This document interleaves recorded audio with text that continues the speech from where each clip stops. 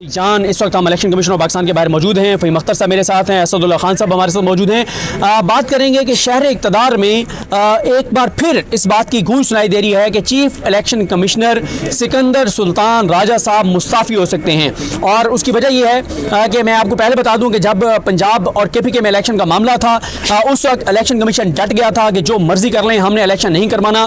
बाज़ाहिर तो उन्होंने ये कहा था कि हमें फंड्स दे दें, सिक्योरिटी दे दें, हम इलेक्शन करवा लेंगे, लेकिन ग्राउंड रियलिटी सबको पता थी कि इलेक्शन कमीशन इलेक्शन नहीं कराना चाहता था और सुप्रीम कोर्ट के हुक्म के बावजूद इलेक्शन नहीं हुए थे। तो उस वक्त फवाद चौधरी साहब ने ये इंकशाफ किया था कि chief election commissioner Sikandar Sultan Raja साहब के साथ मामला PDM के तय हुए थे और तय ये हुए थे कि अगर उमर रज़ा बंदयाल साहब सुप्रीम कोर्ट ऑफ पाकिस्तान आपको बहुत मजबूर करती है इलेक्शन कराने के लिए तो आप और इलेक्शन कमीशन के मेंबरान मुस्ताफ़ी हो जाएं, इलेक्शन ना हो।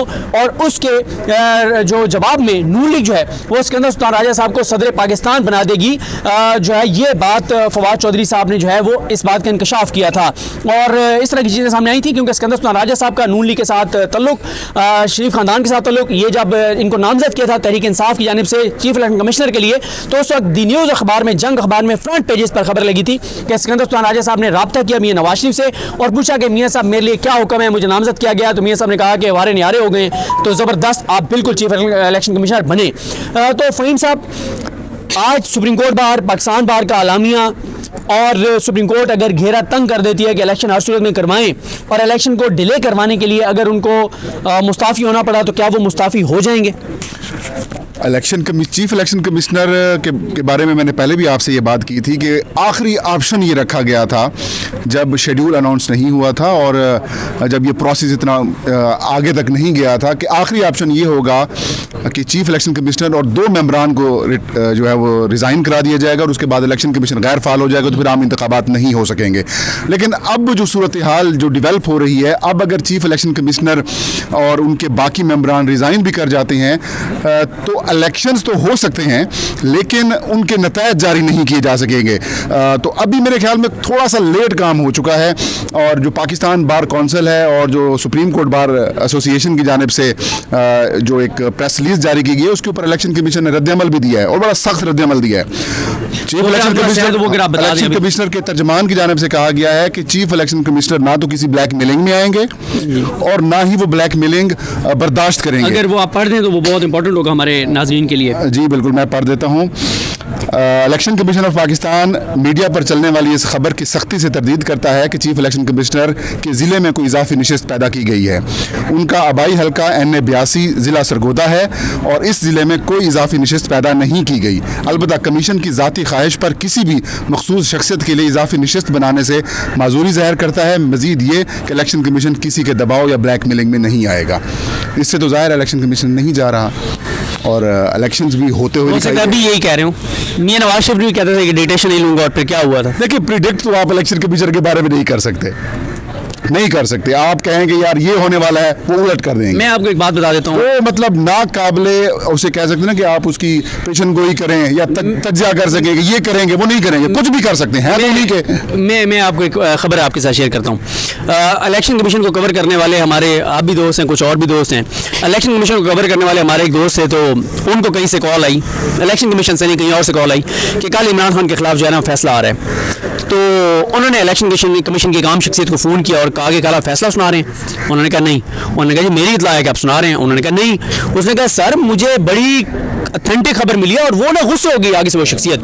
उन्होंने कहा यार फैसला हमें सुनाने, मैं कह रहा हूँ नहीं सुना रहे, तुम कह रहे हो सुना रहे हैं। नहीं, उन्होंने ये नहीं कहा कि मेरे पास ऐसी कोई खबर नहीं है कि हम फैसला सुना रहे हैं। तो नहीं क्या होगा। हाँ, तो खैर वो जो हमारे दोस्त हैं उन्होंने कहा जी मेरी सबसे रेलिवेंट शख्सियत के साथ बात हुई है, नहीं सुना रहे फैसला।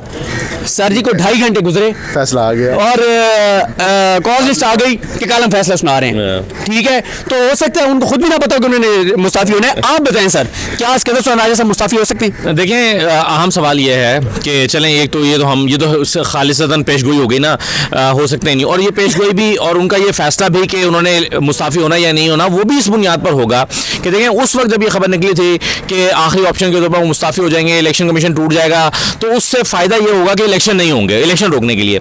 लेकिन जैसे फ़हीम बता रहे हैं कि इलेक्शन कमीशन का काम बुनियादी तौर पर इलेक्शन का शेड्यूल जारी कर देना, आरओस डीआरओस को एम्पावर्ड कर देना। जब उनके पास उन्होंने अपने इख्तियारात दे दिए तो फिर इसका मतलब है कि इलेक्शन एग्जीक्यूट कराना उनकी जिम्मेदारी नहीं है।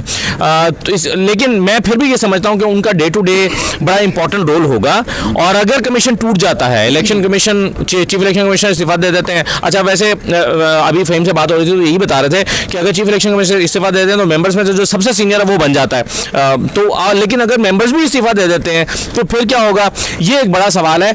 ऐसे में फ़हीम की राय अभी ये थी कि इलेक्शन तो मुनक्किद हो जाएंगे लेकिन उसके बाद जो है वो नताइज नहीं जारी हो सकते। लेकिन मेरी राय इसमें यह है कि देखें, जब इस्तीफा आना है ना तो उस इस्तीफे के मुहर्रिकात ही ये होंगे कि इलेक्शन नहीं होने।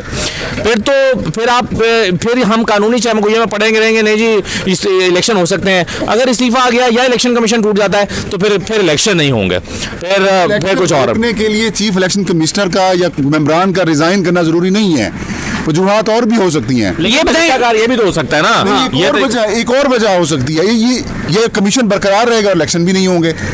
वो क्या है, वो ये है कि सिक्योरिटी नहीं है। मैं वही सवाल करने लगा था। 4 दिसंबर को इलेक्शन कमीशन ने एक खत लिखा था सेक्रेटरी दाखिला को और कहा था 7 दिसंबर तक हमें बताएं हमें 2,70,000 फौजी जवान चाहिए। क्या उस लेटर का जवाब है?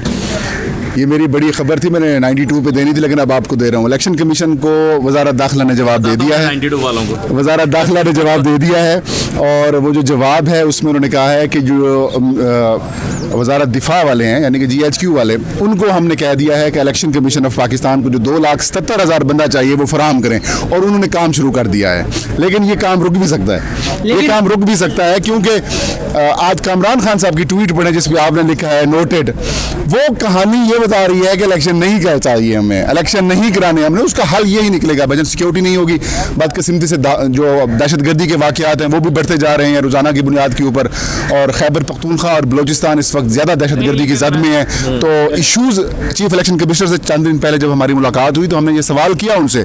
उनका जवाब मैं सुनूंगा ही नहीं आपसे, क्योंकि उनके अपने पास खबर नहीं होती तो मैं उनका जवाब क्यों सुनूं? वो कहते हैं कि बड़ा अफसोसनाक सूरत हाल है, लेकिन इन सारी चीज़ों को देखेंगे। चलें, मैं वैसे आपको यहाँ बता दूं, मेरी इत्तला ये है कि क्विक रिस्पांस फोर्स के तौर पर तो सिक्योरिटी दे दी जाएगी फौज की, लेकिन पोलिंग स्टेशन के ऊपर जो फौजी जवान खड़े करने वाला मामला है उस पे शायद रजामंदी जाहिर ना की जाए। उसकी रीज़न ये है कि पाकिस्तान 2,70,000 सदीक भाई, 2,70,000 वो बंदा चाहिए जो पोलिंग स्टेशन पे ड्यूटी करे। क्विक रिस्पांस वाला नहीं चाहिए। मैं वही तो कह रहा हूँ, यही तो मसला पड़ेगा ना। हाँ, देखें, फौज क्विक रिस्पांस फोर्स के तौर पर तो आ सकती है, पोलिंग स्टेशनों के ऊपर 2 वजह से नहीं दी जा सकती। एक, इस वक्त सिक्योरिटी की खदशात, दहशतगर्दी। दूसरी वजह यह है कि जब पाकिस्तान के बच्चे को पता है कि पाकिस्तान की तारीख के बदतरीन इलेक्शन होने जा रहे हैं और पाकिस्तान की तारीख में ये इलेक्शन अगर होते हैं तो ये याद रखे जाएंगे कि कितने ये रिग्ड इलेक्शन हैं, तो फौज क्यों चाहेगी कि हमारे जवान वहाँ पे पोलिंग स्टेशनों के ऊपर खड़े हों और हमारे ऊपर इल्जाम है कि फौजी जवान खड़े हैं। आप देखें ना, इलेक्शन यहाँ तक शेड्यूल जारी हो चुका है, इस नहज तक मामला आ चुका है। अगर इलेक्शन नहीं होने थे ना तो फिर यहाँ तक मामला ना लाया जाता, क्लाइमेक्स को टच करने की जरूरत है। सुप्रीम कोर्ट ने सर कहा कि आप शेड्यूल जारी करें, वो तो नहीं करना चाहते थे। नहीं तो पहले भी कहा था अमृता बंदयाल ने, तो क्यों उस वक्त क्यों नहीं जारी कर दिया था? ऐसे 1000 तरीके हो सकते थे। बहुत खतरनाक काम कर रही है क्या सुप्रीम कोर्ट इस दफा अपने उस फैसले के ऊपर पहरेदारी भी कर रही है और डिक्टेशन भी दे रही है। पहरेदारी करेगी इदारों सर देखें, हाई कोर्ट्स डरी पड़ी हैं, सारी हाई कोर्ट जो हल्का, देखिए हल्का बंदियों के ऊपर लोग जाते हैं इंसाफ के लिए। इलेक्शन कमीशन ने बेपनाह जैरीमैंडरिंग की हुई है, हल्का बंदियों में जैरीमैंडरिंग की हुई है। इंसाफ के लिए क्या वो वर्ल्ड बैंक जाए? सुप्रीम कोर्ट इलेक्शन को रोकना आपको इतना आसान काम नहीं रह गया किसी भी वजह से। इवन अगर आप ये भी कहेंगे कि रेफरी नहीं है हमारे पास, तो भी इलेक्शन को रोकना, ये देखिए ना, पूरी दुनिया को पता है कि ये वजह नहीं है, क्योंकि इलेक्शन पाकिस्तान में बदतरीन हालात में भी इलेक्शन हुआ है। उसके लिए 10 तरीके हो सकते हैं, हजारों तरीकों से इलेक्शन कराया जा सकता है अगर कराना है तो। इससे मुल्क में क्योस बढ़ेगा, बेचैनी बढ़ेगी, परेशानी में इजाफा होगा। जो अभी वादे लोगों से किए जा रहे हैं कारोबारी तबके से कि हम इलेक्शन कराएंगे, इलेक्शन होंगे, आप बेफिक्र होकर अपनी पॉलिसीज बनाएं, आप उसके मुताबिक जाएं। तो अगर एक मरतबा फिर इलेक्शन रुक जाते हैं तो ये पाकिस्तान में ख्याल है बहुत ही अनस्टेबल सिचुएशन से दो चार। अब अजान शुरू हो गई, जाते जाते मैं आपको बता दूं कि मैंने एक बड़ी अल्लाह वाली शख्सियत से पूछा, मैंने कहा जी क्या होगा? उन्होंने कहा अगर इलेक्शन कमीशन आगे कह देता कि हम इलेक्शन कराने की पोजीशन में नहीं है तो फिर उन्होंने कहा सुप्रीम कोर्ट अगर कंटेम्प्ट लगाती है, किसी तरह से फारिग भी कर देती है तो फिर भी तो लगाने कमीशन है, हुकूमत नहीं है ना chief election commissioner, election commission में मजाक तो नहीं है ना, मतलब आप देखें ना इलेक्शन मजाक भी हम आपको करके दिखाएंगे। शेड्यूल जो है वो जारी करके और एक साल से आप इलेक्शन करा रहे हैं, इलेक्शन फिर अब आप फाइनली इलेक्शन कराने के मोड में आए हैं और किसी उसी वजह से इलेक्शन ना कराएं जिस वजह से आपने मई में नहीं कराए थे, तो मेरा ख्याल है कि ये फिर वही बात है, बल्ला अगर कमीशन दे देता है पीटीआई को फिर इलेक्शन नहीं होगा। सर ये मजाक आप कह रहे हैं ना, हम आपको करके दिखाएंगे। मुझे अपनी दुआ में याद रखिएगा। अल्लाह हाफिज़।